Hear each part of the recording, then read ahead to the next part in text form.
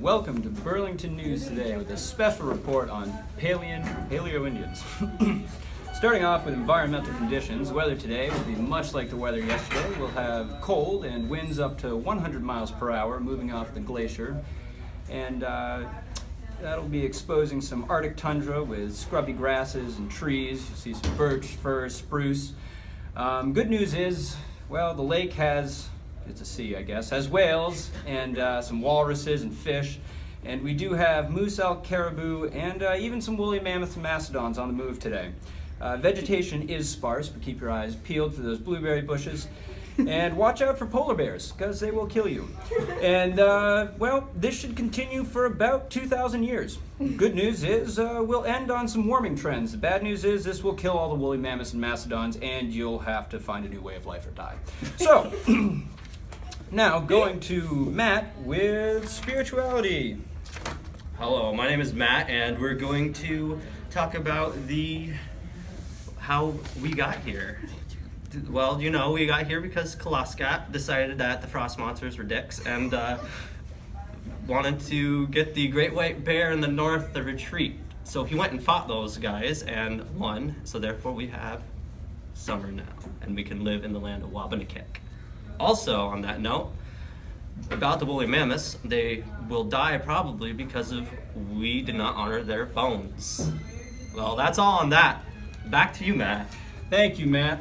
That was very spiritual. And now on to Kaleigh with social structures. Thanks, Matt. So the Abernaki people are still traveling in bands today, which is small groups of families that have a chief leading the group. They're primarily still settling on the high hill so they can look down and follow migration patterns of prey, and also to watch to make sure their enemies aren't entering their land.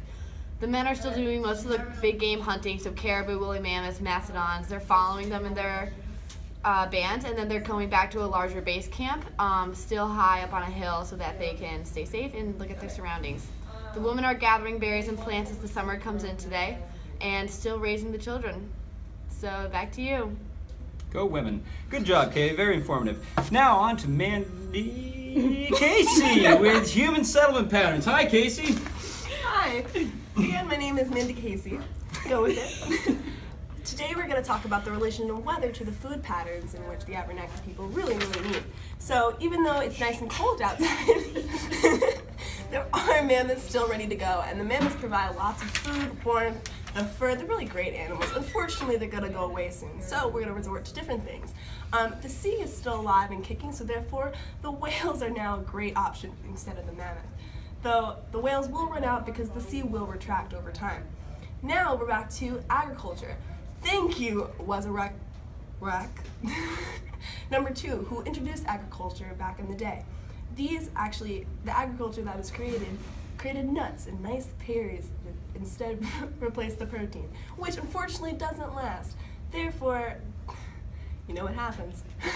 Back to you. Gotta love those nuts, Casey. And now, back to regular Mandie with human settlement patterns. Alright, so the people still don't have any set boundaries. They're still moving around with their homes, chasing after food, following typical mammal patterns. The population is growing and extends to food-getting activities.